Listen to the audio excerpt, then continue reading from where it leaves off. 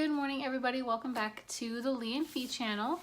In today's video, I'm going to be telling you all about cat sitting, basically what it's like, how the process works, and if you ever thought about maybe being a pet sitter, cat sitter, then you'll definitely want to watch this video.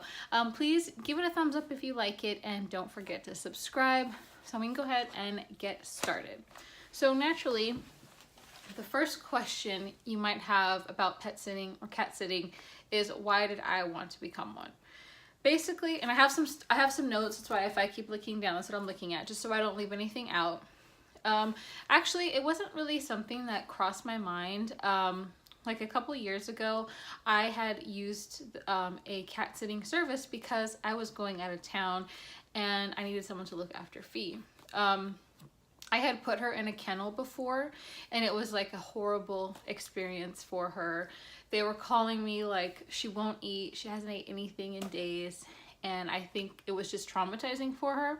So the next time I was like, okay, I'm gonna get a sitter for her.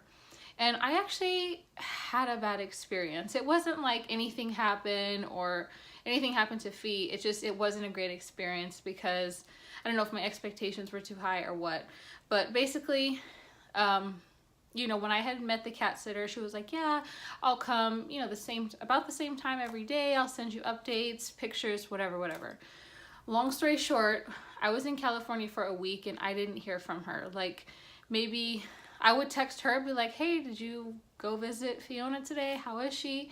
And then she would respond. And I think the whole week I was there, she sent me like one, maybe two pictures.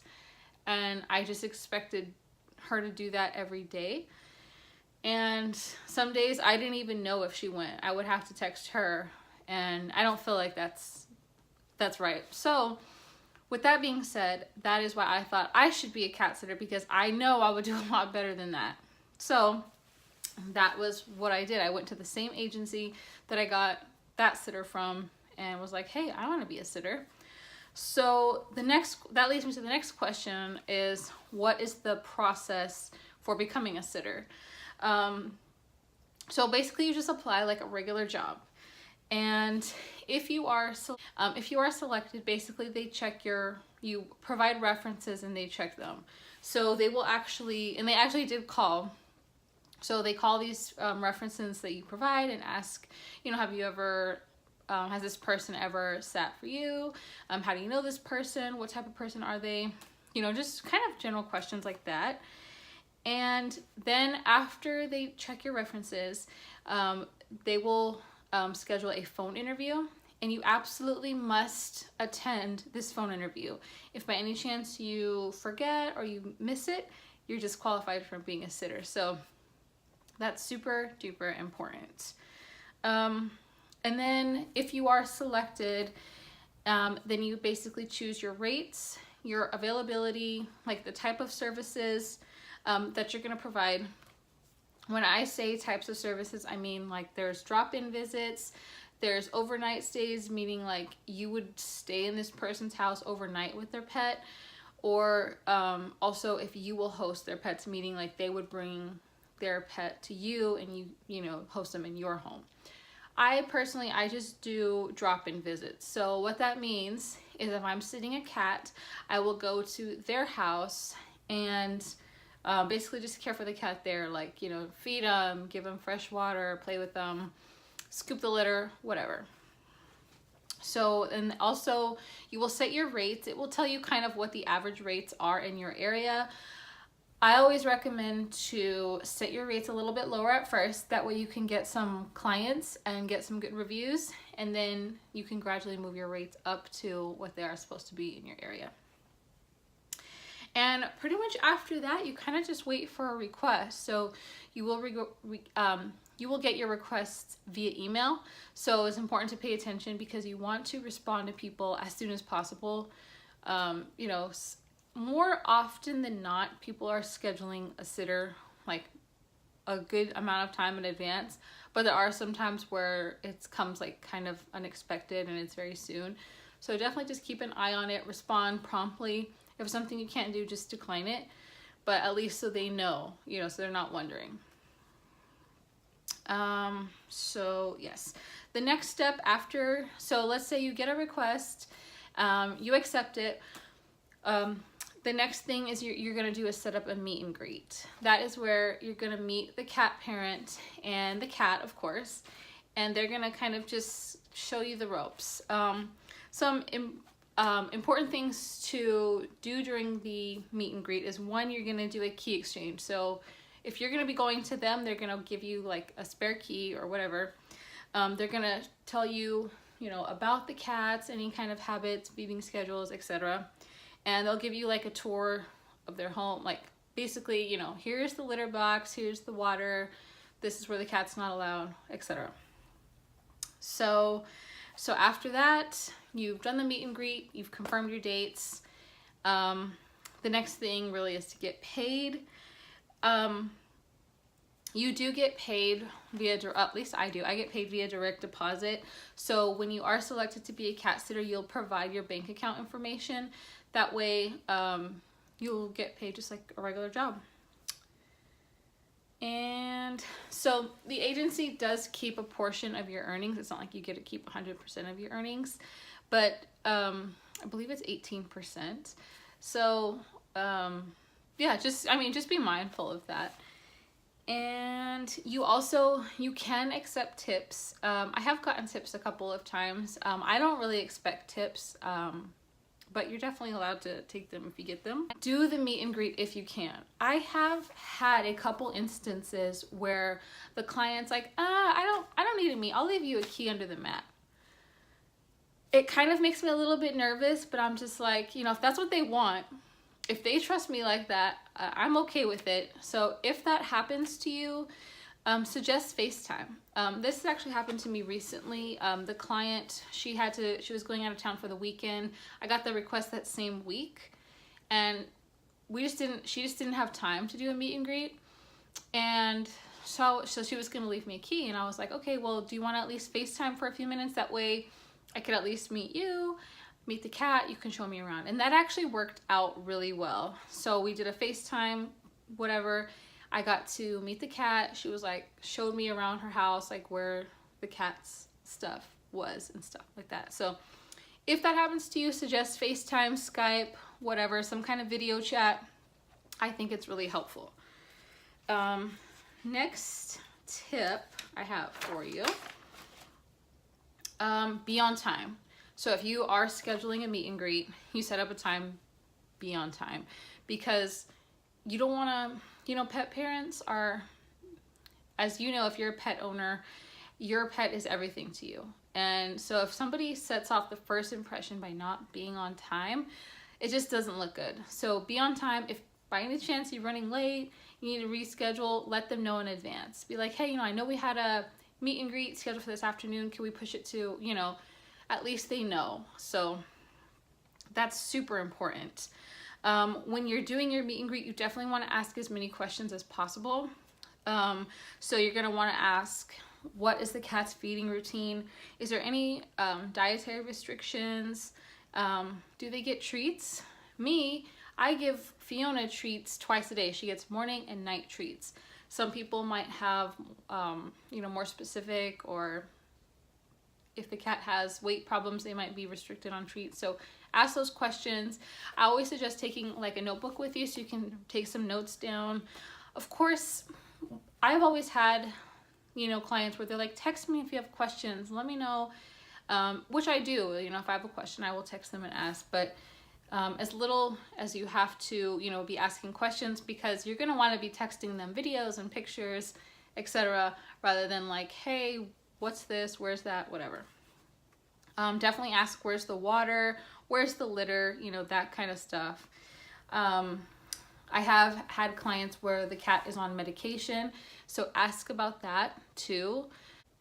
And you're also going to want to ask if the cats are prone to accidents, hairballs, throwing up, stuff like that, so that way when it happens, you know, it's somewhat expected.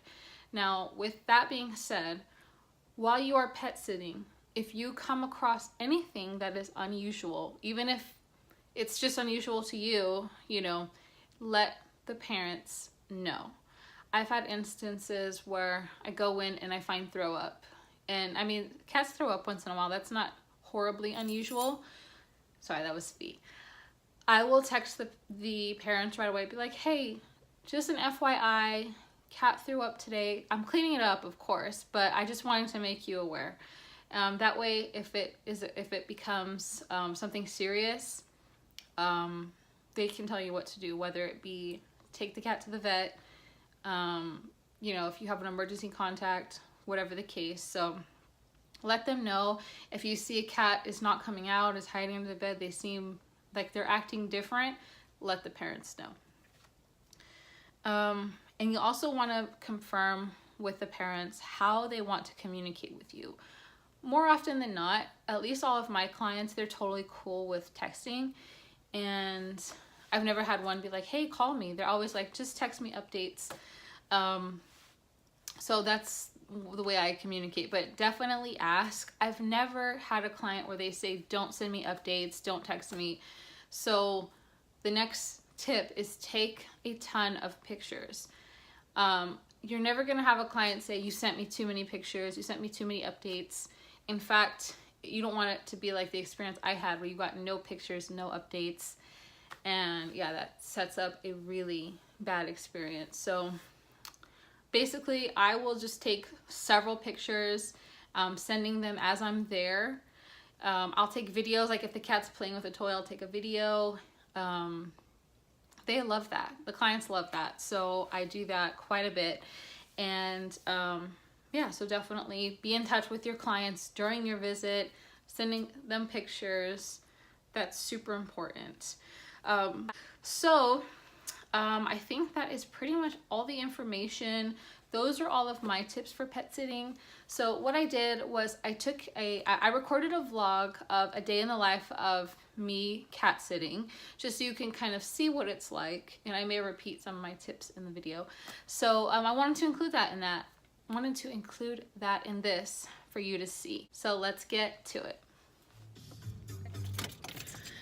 Hey guys, okay, so I've made it to my client's house. Now, super important. I mean, I always try to say, like, you know, treat this like you would like any other job. So, of course you want to act professionally. I always think, you know, I wouldn't do anything in somewhere. Assume that every single person's house has cameras in it and they're watching you, and you'll be fine.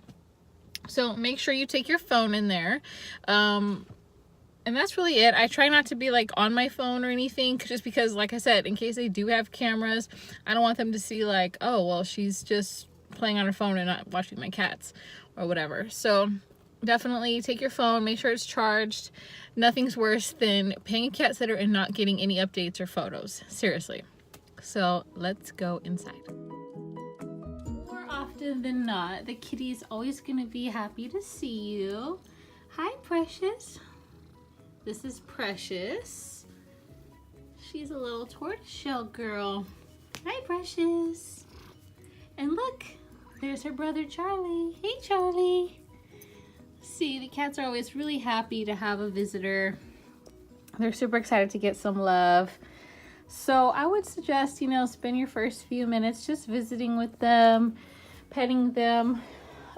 If you see anything unusual, like for example, if you see a cat's thrown up or they've destroyed something, which almost never happens, but you know, just in case, it's important to let the parents know. But yeah, definitely make the parents aware of anything unusual. If a cat doesn't come out, isn't acting like themselves, you know, definitely just make the parents aware. That way, if something's wrong, they're not going to come back on you and be like, well, you didn't tell me. It's like, I'm telling you everything. You know, it might not even be important, but so yeah, I'm gonna text Precious and Charlie's parents and let them know that they are doing great. Hi, Charlie. Say hi. Say hello. Hey, guys. Say hi, Precious. She said hi. So like I said, you definitely want to report anything unusual to the cat's parents. Like if you notice they didn't eat their food, you definitely want to tell the parents that the cats did good, they ate their food. So that's good. Now it's time to give them fresh food and water and do all that fun stuff.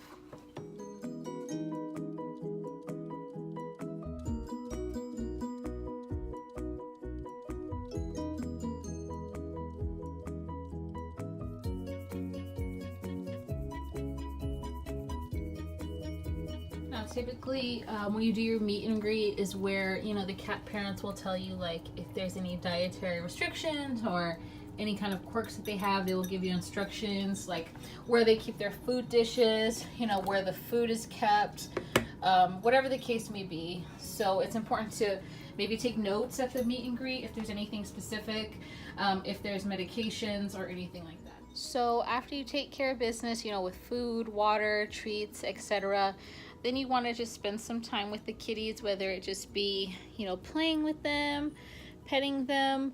Of course, you know, you want to ask the owners at your meet and greet, like, is there any restricted areas in their home? If there's a door closed, you know, obviously it's closed for a reason. Don't go in there. But they'll give you specific instructions, hopefully, and it's always okay to ask questions. It might even be a good idea to write some things down and then you can ask them, take notes. And I can't stress enough, being in communication with the pet parents is super important. Hi. Charlie's a little lover boy. He is too cute. Hi, Charlie. And this is why you love cat sitting, these kind of moments right here.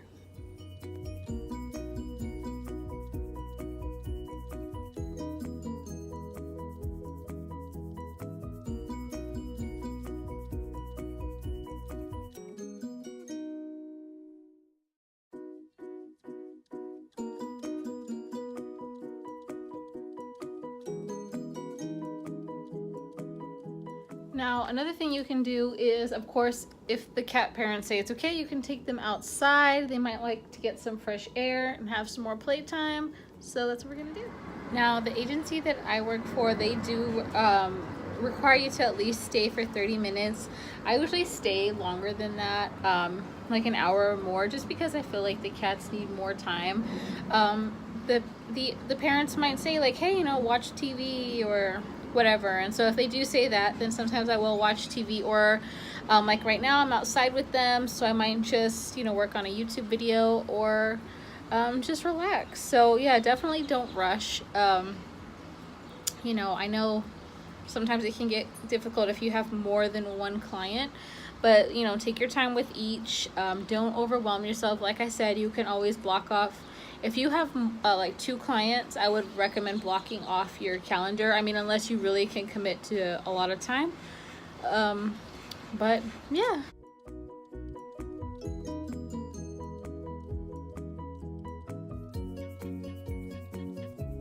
And the most important piece of advice I can offer is definitely take as many pictures as you can. I've never had a cat parent say that they wish I sent less pictures. They always really appreciate it. Take some videos, they really like that too. Okay, so it's about time to wrap up my visit. So before you leave, make sure everything is the way you left it. You know, if you accidentally spilled some cat food or whatever the case, just leave everything the way you found it. So in the kitchen where you fed the cats, you know, make sure everything's cleaned up. Don't leave anything messy. If you had any like trash, like throw it away. Sometimes, like I said, they'll be like, oh, don't worry about changing the litter. Scoop the litter. Please scoop the litter. Nobody wants to come back from vacation with a full litter box. Seriously, just scoop it. It's not that big of a deal. Unless like the cat parents like, do not scoop the litter, which I doubt that. Then scoop the darn litter. And yeah, so I'm gonna wrap this up. Okay, so before you leave your cat client, definitely make sure you left everything, you know, the way it was. Like if you went outside on the patio like I did, make sure the door, you know, the patio door is locked. You know, if you opened any like blinds or anything, make sure it's closed. Turn off the lights if you turned on any, whatever the case. Like I said, have your litter with you to throw it out in the dumpster or whatever. Don't leave that in the house. Don't put it in the trash. Make sure the cats are good before you leave. And yeah, that's about it. So pretty easy, right? All right, so that is gonna conclude this video. I do want to thank you so much for watching, and if you have any more questions about pet sitting, or if you would like me to do another video on it, let me know in the comments section, and I hope you guys have a great day. Bye! And also in this video, I want to give a huge thank you to my friends Corey and Jessica for letting me vlog my experience while sitting their cats. I am gonna put a link to Corey's YouTube channel. Give him a follow. He does really awesome reviews and stuff like that, so check him out. I will link one of his videos down below. Thanks guys. Bye.